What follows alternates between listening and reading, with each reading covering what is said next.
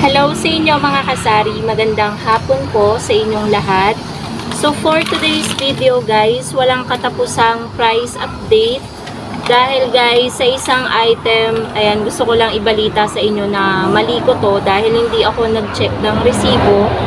So meron guys na hindi ko akalain na grabe palang itinaas tapos ibinenta ko pa sa luging presyo.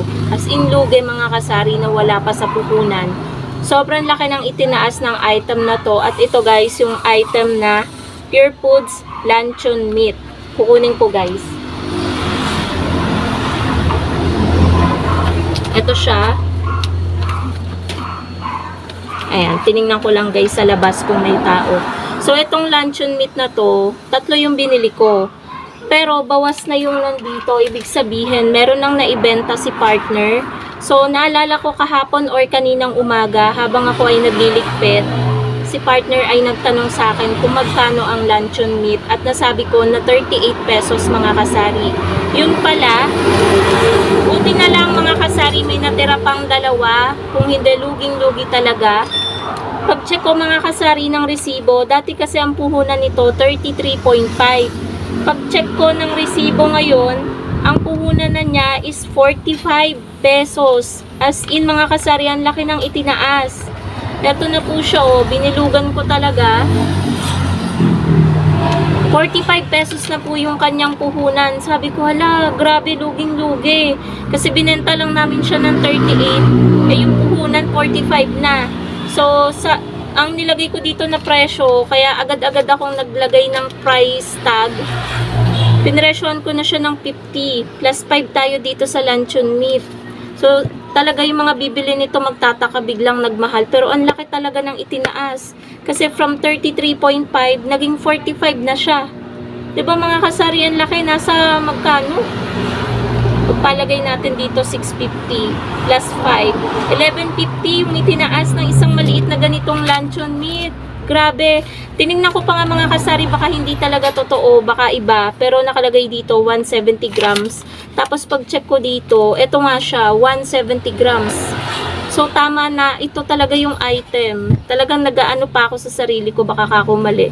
So tama pala yun nandito guys. So nabenta ko ng lugi. Lugi pa talaga mga kasari. 38 lang nabenta pero 45 na yung puhunan. Wala pang tubo. Lugi pa. Hay nako, talaga mga kasari, kaya ugaliin natin na mag-check ng resibo. Lagi ako nagsasabi sa inyo na always nyong i-check yung resibo, pero ako tong paminsan-minsan na hindi gumagawa. So sobrang busy na mga kasari kasi pagdating namin after mamili, dinidisplay ko kaagad yung mga ano, tapos tsaka pa lang po ako mag-check. And after ko mag-display, minsan nakakalimutan ko pang mag-check sa ayun, kaya kasalanan ko talaga. Buti na lang sa 3 binili ko, may natira pang 2. So kahit papano, tama na natin siyang maibebenta. So mag-explain na lang tayo sa customer na ang laki talaga ng itinaas nito, na halos 12 pesos yung itinaas. Sentimo na lang yung kulang, 12 talaga yung itinaas. So ngayon guys is meron pang isang item na pag-check ko dito, hindi naman lugi. Sobrang liit lang ng tubo na sa isang delata. 250 lang yung kaya nag-price increase din ako mga kasari. At ito ay ang Argentina giniling 100 grams. Yung maliit na ganyan guys na isang guhit. So talagang talaga ako ng price tag na. Talagang nilagyan ko ng price tag lahat, yung mga walang nakalagay. So ito siya.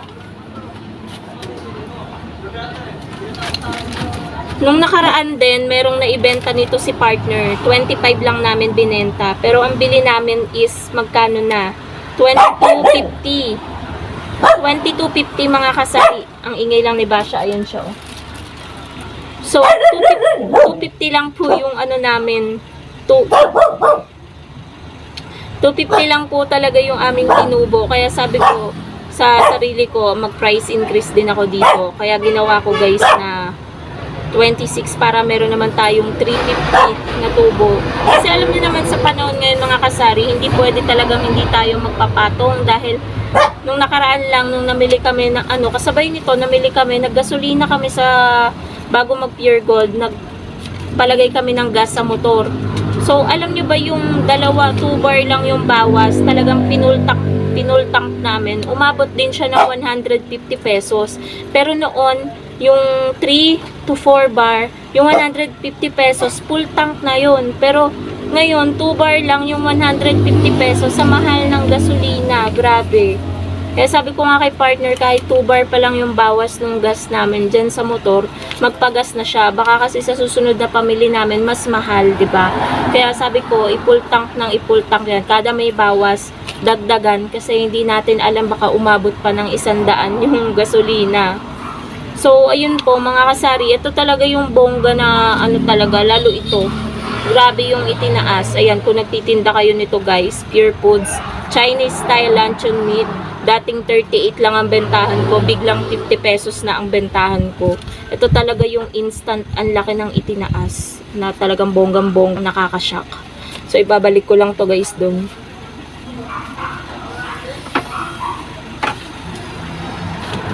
So, magpa-price update tayo sa mga ilang napamili namin. Ayan, ganito kahaba guys yung napamili namin nung isang araw.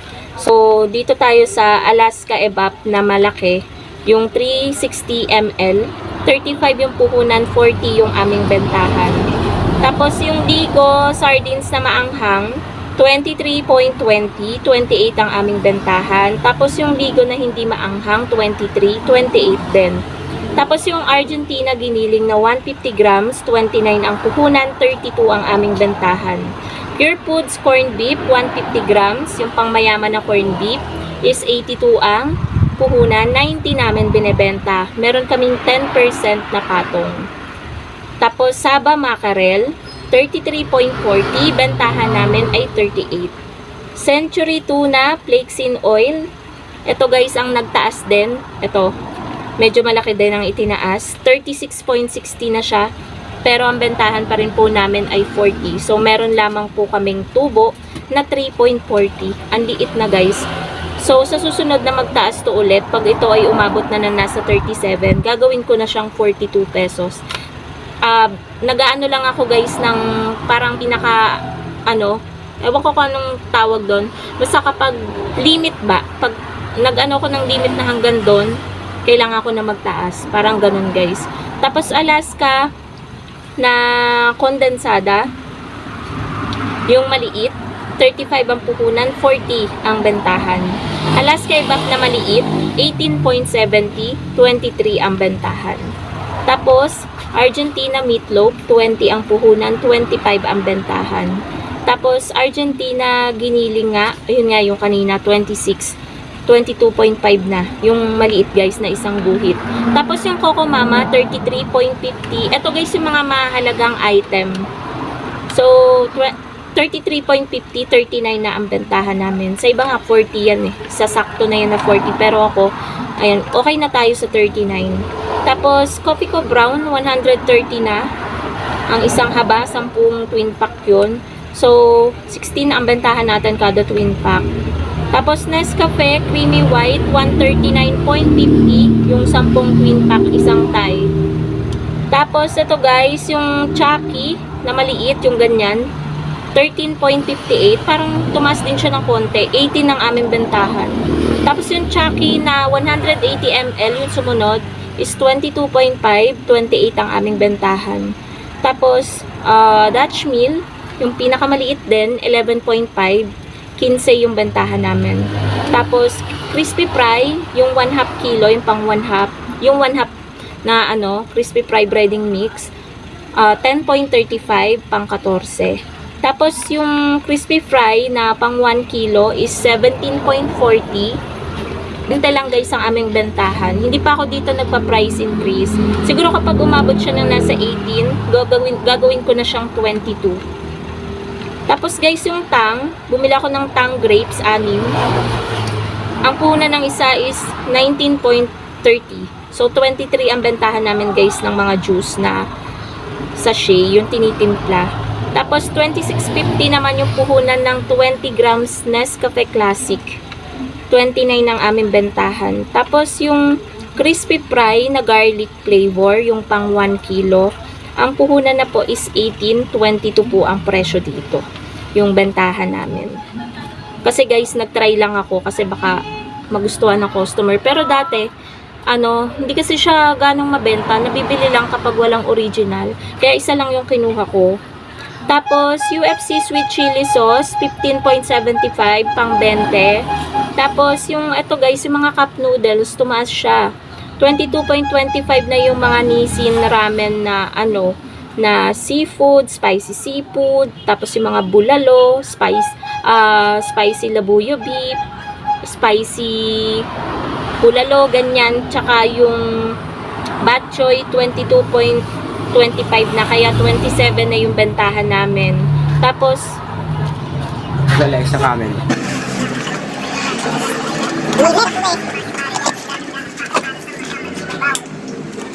ayan guys, patapos na ako sa vlog. May bumili ng isang stick, tapos iniwan niya yung sukli niya.